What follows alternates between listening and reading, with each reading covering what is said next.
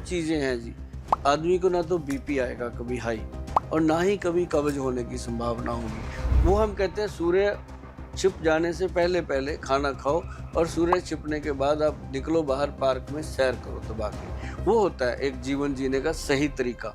अब मुझे आपसे ये समझना चाहूँगा कि आपने बताया क्या लेना चाहिए, क्या नहीं लेना चाहिए। अनुशासन, हुँ। डिसिप्लिन किस तरीके का होना चाहिए? क्योंकि कब्ज़ एक शाश्वत समस्या है, कॉन्स्टिपेशन एक शाश्वत समस्या है। लोग तो वो फ़िल्म का गाना भी बताते हैं कि कॉन्स्टिपेशन को डिफ़ाइन करना होगा तो कौन-सा गाना होगा?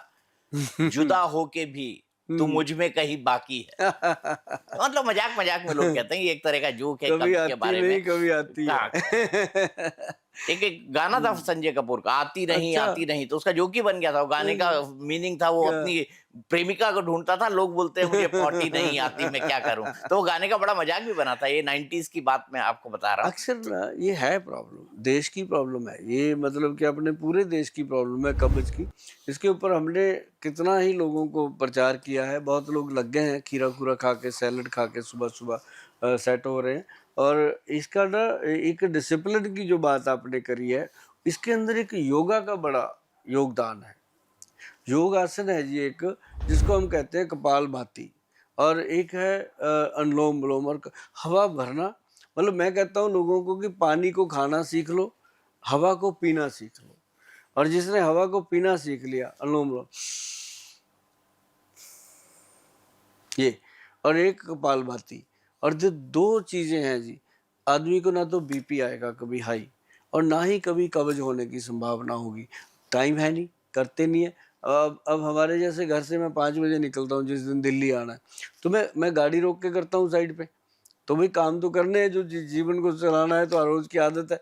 जैसे दारू पीने वाले को पैग लगाने के बिना नहीं आता चैन, जो एक्सरसाइज़ करता है, चाहे वो योगा करता है, कोई उसको उसके बिना तोड़ लगती है कि आज मैंने किया नहीं। तो मतलब ये बॉडी है जी, इसको जहाँ लगा लो, जो इसको समझा दो, ये वैसे ही चलती है। इसके अंदर इतना ईगो है कि ये अपनी बात मनवा के ही रहती है, चाहे आदमी को नशे की लत हो, वो करके ही रहेगा, चाहे कहीं से खोद के लेके आए।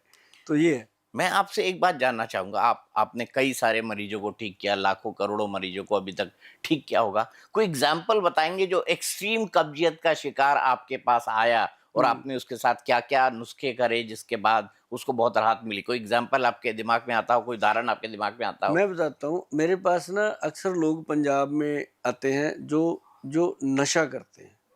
एक लड़का था पूरा यंग और हट्टा-कट्टा पूरा, आके कहता है गोयल साहब बस मुझे ना मेरी कब्ज़ हटा दो, नशा तो मैं अभी छोड़ दूँ। ऐसी उसकी हालत। मैं कहा कोई बात नहीं, मैंने उसको दवाई दी क्योंकि हमारी जो नशा छुड़ाने की औषधि है ना जी, वो बहुत कमाल है। वो मतलब साइंटिफिक ही है, लोगों को पता है कि ये ठीक है, पेटेंट है गवर्नमेंट से। तो जो जब ना जी उसको मैंने दवाई दे के भेज दिया, वो तो 6 दिन हो गया परेशान, उसकी तो कब्ज़ ही ना खुले। 6 दिन के बाद वो दोबारा आ गया। हरियाणा से था काफ़ी दूर से, चंडीगढ़ से 300-400 किलोमीटर था उसका। बेचारा दोबारा आया, आके वो मेरे पास बैठ गया, कहता गोयल साहब मेरी कब्ज़ नहीं टूट रही, मैं यहाँ तक भरा पड़ा हूँ, मेरा कुछ करो। तो हमने ना जी वो जो हमारी सिकुड़ियाँ भी दे दी, सब कुछ दे लिया जी, वो लॉक ही ना खुले उसका। मैं कहा यार ये कैसा पंगा हुआ? तो फिर हमने ना जी क्या किया, हमारे पास एक ऑयल आता है, वो ओरिजिनल castor ऑयल का ऑयल है जी। ओरिजिनल मतलब जैसे वो गंजला सा पानी जैसा नहीं, पूरा वो गंदा वैसे ही जैसे निकाला होता है। मैंने कहा यार ऐसे करो दूध में घोल के इसको 2 चम्मच पिलाओ। जैसे जी वो 3 घंटे तक टॉयलेट में रहा वो और बाहर आके ना उसने मुझे ज़ोर से जप्पी पा के थैंक यू बोला। कहता गोयल साहब ज़िंदगी बन गई मेरी तो। मतलब ऐसे कब्ज़ खोल ले और ऐसे कई पेशेंट मेरे पास बाहर से आते हैं फ़ॉरेन से, उधर बड़ी प्रॉब्लम है जी। वो कई तो ऐसे आते हैं जी, एक एक पेशेंट आया मेरे पास कहता है जी मुझे 21-22 दिन हो गए मैं टॉयलेट नहीं गया। मैं कहा यार फिर कैसे करते हो? दिमाग हमारा भी चकरा जाता है कई बार, अब नहीं चकराता क्योंकि अब तो ऐसे लोग आते रहते हैं। तो फिर उनको भी ऐसे ही, कइयों को तो ये अकेली जो हमारी ये है ना जी अपना मोदक टाइप जो लड्डू सा बना हुआ है, उसका नाम केएन मोदक रखा है। कब्ज़नाश हम केएन का मंत्र हमने कब्ज़नाश ही रखा हो, तो वो जब हम देते हैं उसी से खुल जाती है और कब्ज़ के मतलब हमने बड़े-बड़े लॉक खोले हैं जी बिना अनीमा किए। तो जिस जहाँ अनीमा काम नहीं करता वहाँ पे ये चीज़ें काम करती हैं। एक बात आपसे और जानना चाहूँगा, साइड इफ़ेक्ट क्या हैं? कब्ज़ के साइड इफ़ेक्ट अलग-अलग तरह के क्या हो जाते हैं? ये तो आदमी सुबह जब इस तरह से माहौल नहीं बनता है ना, तो आदमी परेशान हो जाता है और वो परेशानी उसके दिन भर चलती है। ऐसा मैंने कई लोगों को देखा और कई लोगों को बात करते हुए महसूस किया, खुद भी महसूस किया। एक तो चौरसिया जी उसकी ज़िंदगी स्लो हो जाती है, उसका काम करने का मन चले ना चले, रोड छोड़ो यार, ऐसा स्लो हो जाता है। दूसरा, उसका ब्रेन जो है वो स्ट्रेस से भरा रहता है 24 घंटे, उसको दिमाग पे बोझ रहता है इस चीज़ का। तीसरा, उसको शुगर होने का खतरा, उसको फैटी लीवर होने का खतरा, उसको किडनी का कमज़ोर होने का खतरा, क्योंकि जो खाया वो हजम तो हुआ नहीं, वो तो मल बन के पड़ा है, तो उसके जो पोषण मिलना है शरीर को वो मिल नहीं रहा, इसलिए उसको जो है मेनली स्ट्रेस जो है वो बढ़ जाता है। तब जा कर के उसको लगता है कि भगवान इससे मेरा पीछा छुड़ाओ, कुछ करो। तो फिर वो डॉक्टरों के चक्कर, अच्छा एक कब्ज़ का पेशेंट जल्दी डॉक्टर के पास नहीं जाता, वो 100 रुपये का चूरन खरीदने की आदत पड़ी होती है उसको, एक चमचा तो खाने आप की। ये बताइए, ₹100 का चूरन खरीदना चाहिए या नहीं खरीदना चाहिए? मैं कहता हूँ बिना डॉक्टर की सलाह से उसको कुछ ऐसा लेना नहीं चाहिए। कब्ज को मामूली मत समझो, कब्ज का ट्रीटमेंट होता है, बढ़िया चीज़ें वैद्य जब देते हैं तो वैद्य से लो। मैं कहता हूँ छोटी जंग हरड़ ही काफ़ी है।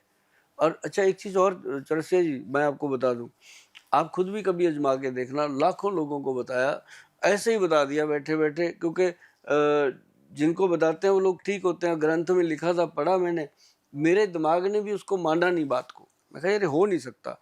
क्या था कि मलट्ठी का 1 चम्मच पाउडर लेके रात को खा लो, सुबह पेट साफ हो जाता है। जबकि हमारे मलट्ठी किस लिए ली जाती है? गला साफ करने के लिए, खांसी जुकाम के लिए मलट्ठी।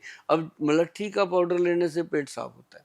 मतलब ये भी एक अपने आप में एक बहुत बड़ी औषध है मलट्ठी पाउडर।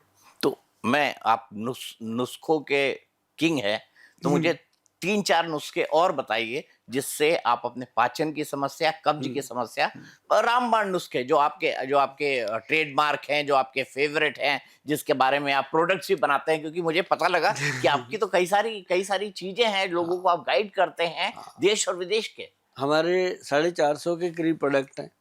और ये एक चीज़ और बताऊँ जी, जो कब्ज़ है ना, इसका सीधा-सीधा जो लिंक है वो आपके लीवर से होता है। अगर आपका लीवर ठीक कर दिया जाए, अब लीवर के लिए बताऊँ मैं आपको, अभी अपने सरकार ने उसको लैब टेस्ट करके अपनी मेल पे डाला है, अपनी साइट पे डाला है। हमारा एक प्रोडक्ट था, उसको क्लिनिकली लैब टेस्ट करके उसका ट्रायल टेस्ट हुआ। तो वो है लिव एक्शन के नाम से कैप्सूल बना है, और उसका मैं फार्मूला बताने से कभी नहीं चूकता, क्योंकि वो बन जाता है घर में बड़ी आसानी से। उसका उसके अंदर डालते हैं हम कालमेघ, कुटकी, चिरायता और भूमि आंवला। ये चारों चीज़ें, मेरी बात सुन लो भैया, रसिया जी बैठे हैं, इनको लिख लो। फ़ोन करके आप पूछते हो, फिर समय नहीं होता, फिर आपको नाराज़गी होती है कि गोयल साहब बातें तो अच्छी करते हैं, फ़ोन तो उठाते नहीं। सच में नहीं उठाया जाता, आप इसको सेव कर लो, लिख लो। जब आप पंसारी को दिखाओगे ये सारी चीज़ें वो आसानी से दे देगा। काल में कुटकी, चिरायता और उसके अंदर भूमि आंवला, ये चारों चीज़ों को डाल के हमने बनाया जी ये कैप्सूल, और ये लीवर को एकदम खोल देता है। लीवर के अंदर ओटीपीटी बढ़े हुए हों, एसजीपीटी मतलब जीजीटी बढ़े हुए हों, यहाँ तक ये काम करता है। और जिन लोगों को वो होता है, क्या नाम लेते हैं अपना, जॉन्डिस का सिम्पटम आता है या हेपाटाइटिस का आता है, उनके लिए हमारा एक वो आता है जी भू अमृत पाउडर। उसमें देखो भूमि आंवला डाला हुआ, साथ में उसके अंदर हमने प्रबाल पिष्टी और मुक्ता शुक्ति पिष्टी डाली, गर्मी शांत पेट की। और ऐसी चीज़ें हम देते हैं ना जी लोगों को, मैं कहता हूँ कमाल है चौरसिया जी की। कोई भी ऐसा कंट्री नहीं है जहाँ से, अब हमारी ओपीडी होती है 150-200 पेशेंट की, 80% पेशेंट, सॉरी हाँ 80% पेशेंट हमारा बाहर का होता है, इंडिया से, और बाकी सारे लोकल होते हैं। क्यों? क्योंकि उधर ऐसी बीमारियां बहुत हैं और दवाइयां वहाँ देते ही नहीं डॉक्टर, देते ही नहीं है। कहते हैं चलो ठीक हो जाएगा, ये कोई बीमारी थोड़ी है, कब्ज की दवाई मांगो देते ही नहीं, कहते जो कोई बीमारी है, बंदा पागल हो रहा होता है। तो ये चीज़ें बहुत फ़ायदा करती हैं। और जितने भी लोग प्रोग्राम देख रहे हैं, सुन रहे हैं, उन सबको एक चीज़ और बताता हूँ कि एक तो फैटी लीवर के लिए आपको कभी भी कोई समस्या हो तो हमारा जो चैनल है www.vaidwan.com पे जाएं, सारे घरेलू नुस्खे उस पर लिखे हैं। गोयल साहब के नुस्खे नाम से एक चैनल है, उसमें नुस्खों से भरा पड़ा है। उस पर भी आप लोगों ने बड़ा प्यार किया, 13 लाख से ज़्यादा लोग उस पर आ गए हैं देखने के लिए नुस्खे।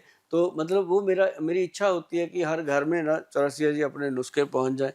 जैसे हमने डायबिटीज़ का नुस्खा पहुंचाया लोगों तक, और वो भी बहुत रामबाण नुस्खा है जी, बताया कई चैनलों पे, जिसके अंदर एक तो वो डाला हुआ है, क्या नाम उसको लेते हैं, सबसे पहले उसमें काली हल्दी, फिर अम्बा हल्दी, फिर दारू हल्दी, फिर उसके अंदर डाला व्हीट ग्रास, फिर मोरिंगा पाउडर, फिर गुड़मार बूटी, फिर मेथी दाना, फिर जामुन की गुठली और बेल के पत्ते, और 10वीं चीज जो डाली ना जी वो कमाल, कॉटन सीड।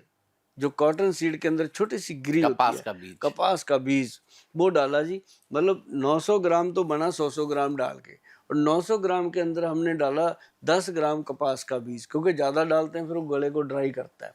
तो वो ना जी पेनक्रियाज के बीटा सेल को एक्टिव करता है, ताकत देता है, और पेशेंट की मतलब यहाँ तक देखा है हमने कि जो एलोपैथिक दवाइयाँ हैं वो कम हो जाती हैं, और उसको मतलब फिर उसके बाद जो एनर्जी मिलती है बॉडी में वो बाकमाल होती है।